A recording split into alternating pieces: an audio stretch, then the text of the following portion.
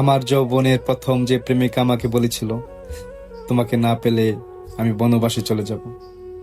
সেই প্রেমিক আমার 2 বাচ্চার বাবা।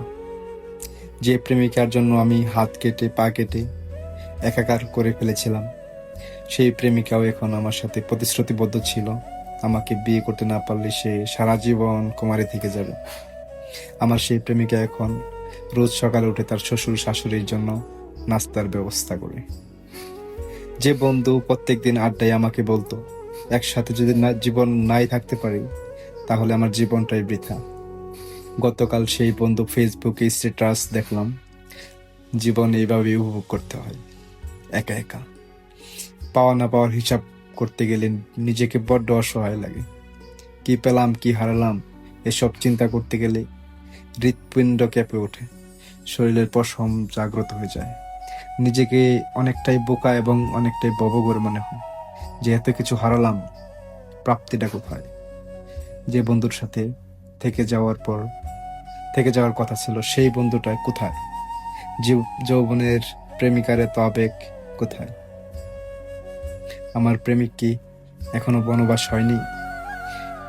আমি জীবনের বহুটা সময় শুধু না পাওয়া অবহেলা উপর দিয়েই কাটিয়েছি। এই অপূর্ণ জীবনে অনেকেই ভালোবাসা দিয়ে পূর্ণ করার জন্য এসেছিল। যার জীবন চৈত্র মাসের রৌদ্রে হাহাকার, তার জীবনে কি ভালোবাসার জোটে? তবে আমার এই অপূর্ণ জীবনে নতুন মানুষের সাথে দেখা হয়েছে। আল্লাহ ভালো জানে এখন কি হবে, সে আমাকে কোন পর্যন্ত নিয়ে যায় সবকিছু বলে, এবং আমি এখন তার সাথেই হাঁটতেছি, তার জন্যই কাব্য লিখি, তার জন্যই সবকিছু করতেছি। দেখি কতদিন টিকে আল্লাহ আমার কপালে তাকে কতদিন রেখেছে।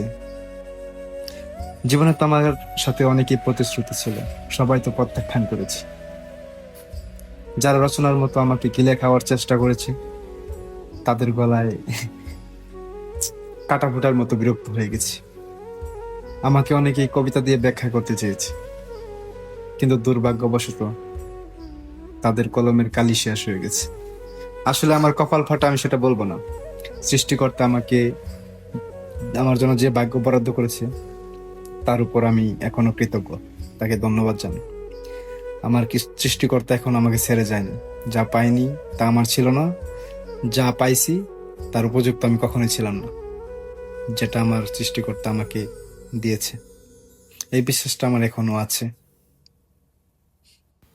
ডিয়ার লিসনার, আপনারা শুনছিলেন সানাউর হোসেনকে। যদি আপনার সাথে এই কথাটি রিলেটিভ হয়ে থাকে, কথাগুলো যদি রিলেটিভ হয়ে থাকে, তাহলে দয়া করে পেজটাকে শেয়ার করে দিবেন, লাইক শেয়ার করবেন।